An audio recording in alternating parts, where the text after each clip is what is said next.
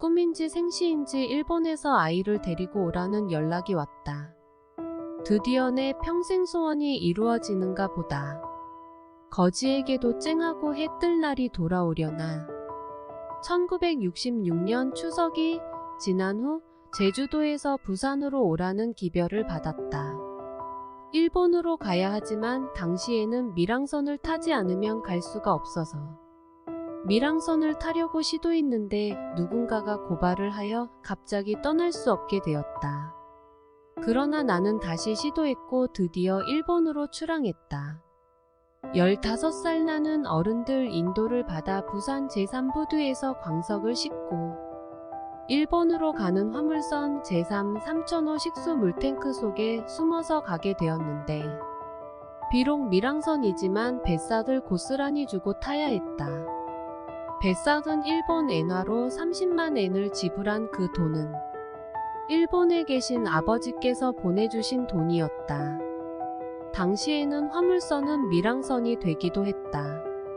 밀항선에는 목숨을 걸고 일본으로 가는 사람들과 사연이 있는 사람들 30-40명 정도가 승선하고 있었는데 어두워서 정확히 셀 순 없었지만 많은 사람들이 반 평 정도 되는 공간에서 마치 고기 떼처럼 엉켜 있었다.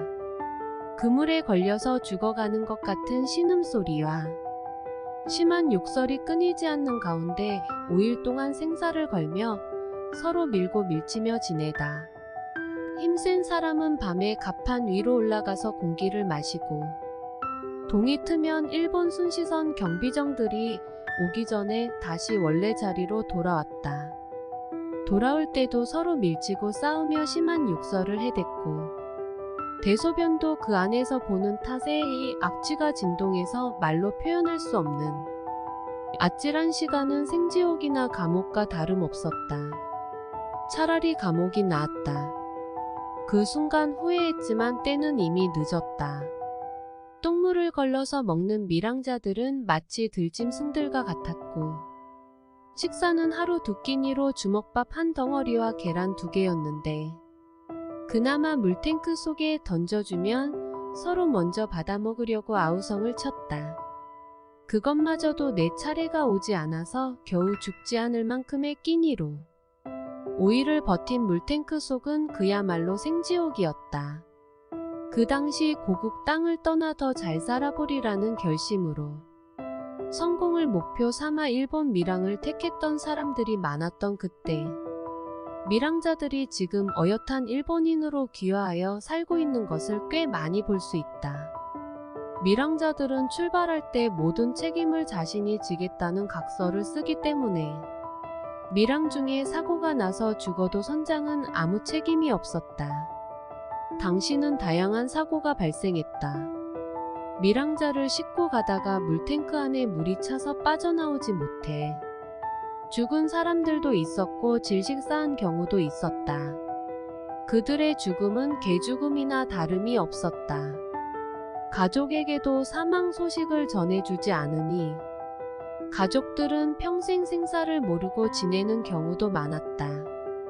밀항자들에게는 그들만의 경비태세를 위한 암호가 있었는데 우리나라에서 최고로 유명했던 파고다 담배하면 일본 해양경비정이 온다는 신호였고 파고다 하면 경비 해제였다. 이 암호를 이해하지 못하고 우왕좌왕하는 사람들 때문에 긴장 상태로 비상 대비를 하면서 마침내 그 속에서 살아남은 사람들은 5일 만에 무사히 밖으로 나와 드디어 햇빛을 보게 되었다. 그들 중에는 배 안에 있는 녹장 페인트 때문에 너나 할 것 없이 페인트 독이 온몸에 퍼져 시퍼렇게 멍든 것처럼 피부병에 걸린 사람도 많았다. 밖에 나와서 나를 보니 내 얼굴은 문둥병 환자 같았고 온몸은 멍투성이인 것이 영락없이 거짓골이었다. 일본 오사카 고베에 도착했다. 이름도 얼굴도 모르는 건장한 아저씨가 나를 맞이했다. 그 아저씨는 아무 표정도 없고 감정도 없이 짤막하게 말했다. 내가 내 아버지다. 그는 190cm는 넘어 보이고 덩치도 컸다. 얼굴은 일본말로 오도코마이 잘생긴 미남이었다.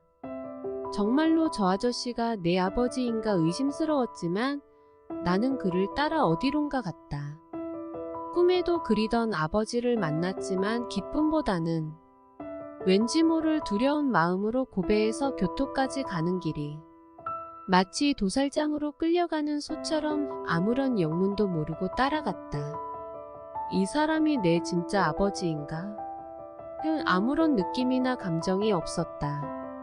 아버지 역시도 저 아이가 정말 내 아들이 맞나? 확신이 서지 않는 눈치였다. 서로를 의심하고 경계하고 확인하느라 첫 만남은 써먹써먹 침묵의 시간이었다. 아버지는 몸은 피곤하고 마음은 긴장되어 두려워하는 나를 위로해 주셨다. 지금까지 고생 많이 했으니 앞으로는 학교에 다니며 열심히 공부해서 대학에도 가거라.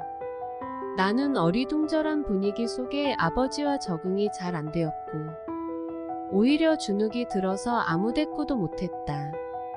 그런데 과연 내 초라한 인생이 어떻게 결정될지 불안하고 상상했던 대로 나의 갈 길은 예전과 다름없는 산 너머 산이었다. 어차피 어디를 가든지 내 삶에 대한 책임은 나 스스로 터득하고 지혜를 구하여 해결해야만 하는 인생이었던 것 같다. 철없던 나는 그렇게 해보려고 안간힘을 다해서 노력해 보았으나 사회 경험이 없고 가족 사랑을 받지 못한 천한 나는 사각지대에 걸려들 수밖에 없었다. 이전보다 더욱 혹독한 환경으로 내몰리고 말았다.